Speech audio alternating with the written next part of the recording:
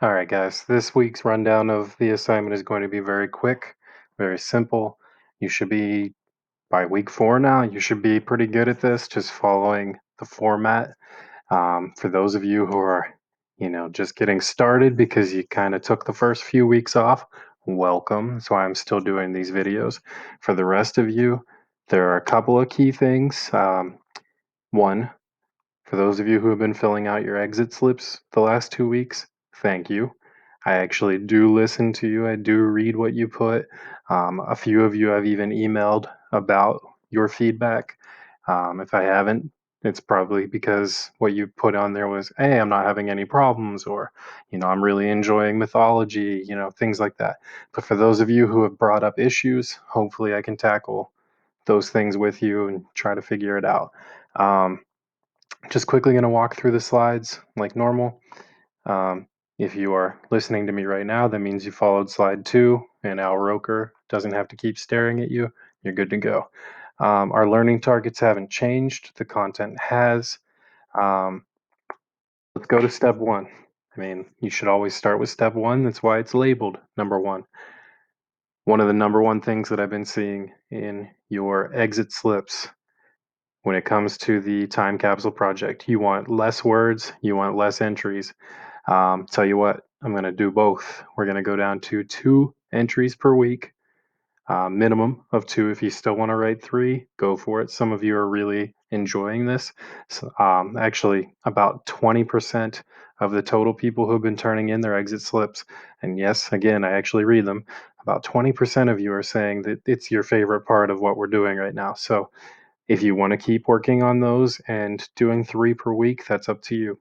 The other part is 150 words per slide.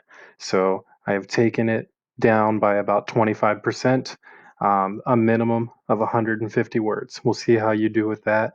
Most people were having no problem hitting that 200 word threshold. To put it into perspective, guys, 200 words is about the same as a half a sheet of paper, what you used to do for your journals. That's why I picked that. It wasn't just some willy nilly number, it was something that is based off of what we would normally do. But I am going to shorten it because, yes, I know that by the time we hit week 4 now, you're running out of some things to talk about. Again, you're completely at your own mercy when it comes to that. You don't have to talk about COVID-19 every day. Sometimes you can write about just what you did. You can write about, maybe it's a sign of normalcy, something you did that you wouldn't normally do. Like today, my wife and I, we went to Target. Okay. Love Target. Missed it. It's the first time that I've gone to any place other than Walmart in weeks. Um, we picked up a couple of tables. Was it as fun as it normally is to go to Target? No, not at all. They were capping the number of people getting into the store. But nonetheless, I would have something to talk about. That even that little bit of normalcy, that little bit of something different, not just sitting in my house, okay?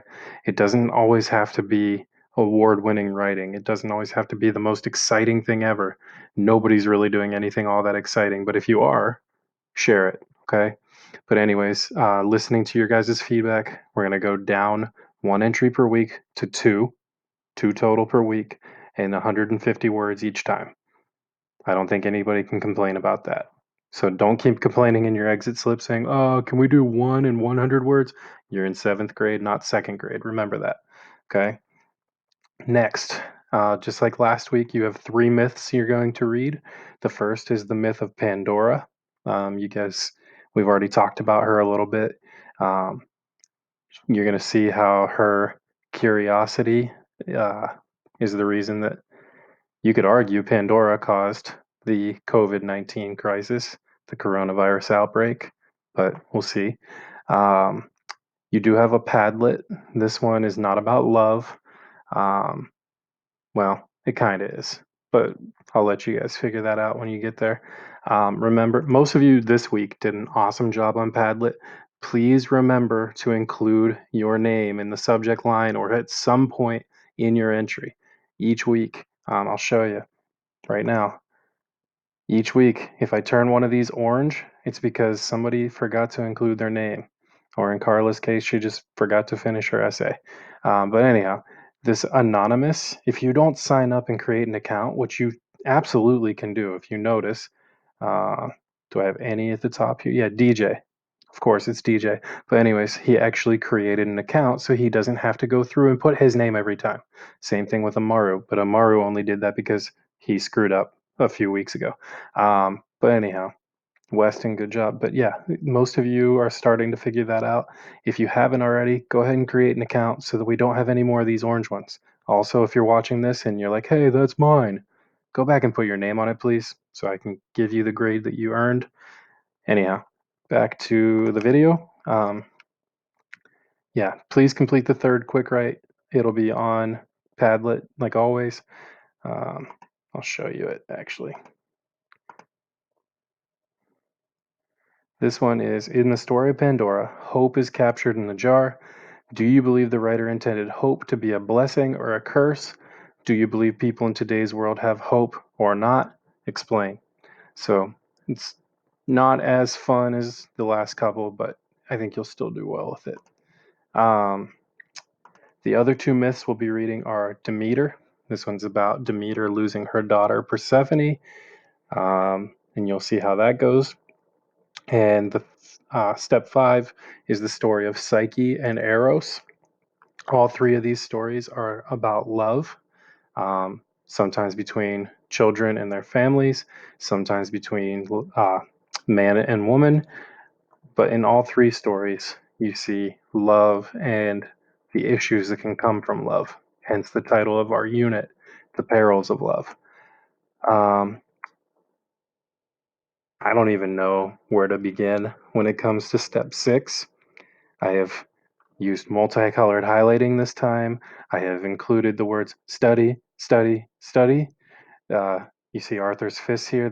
That's me. Every time I check quizzes, I don't understand what's happening. For those of you who check the leaderboards, quite a few people did well this time, much better than week 2. But for those of you who are failing these quizzes, study. Read your stinking Quizlet notes. I even tell you which ones are on the quiz each time. This week, it's number 14, Hades, and then 17 through 24. Okay? Study those 9 terms, and you will ace the quiz. It's not like you have to match them. All you have to do is answer a multiple choice quiz question, and oftentimes the pictures even match the pictures in Quizlet. Not all the time. Sometimes I find cooler ones on the internet, but yikes. I don't want anyone to fail. So please, please, for the love of the Greek gods, study. Okay? All right. Rant over.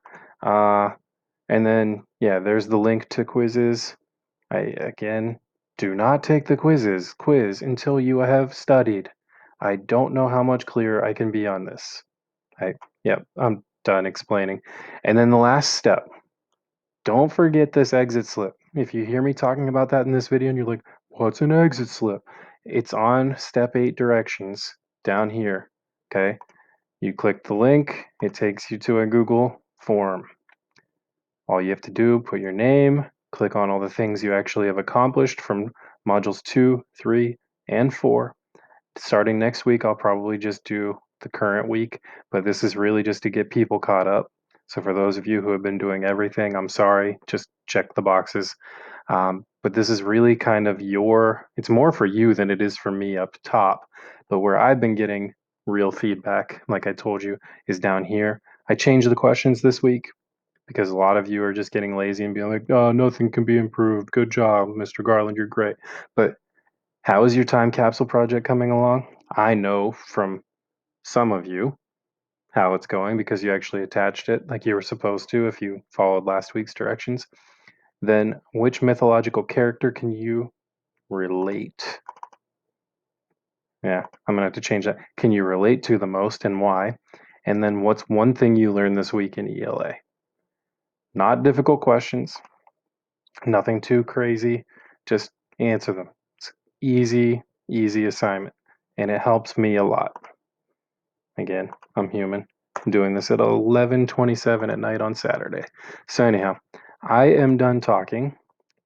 Hopefully, hopefully, as you watch this, you're like, oh, okay, I'm gonna do great this week, Mr. Garland. This is gonna be fantastic. Watch me. So I'm done. Good luck this week. Let me know if you need anything. Please use the class Padlet Q&A or stop by my office hours. I have them listed. It's the same link every day now, so there's no guesswork. But I'm available 1:30 to 2:30 every single day.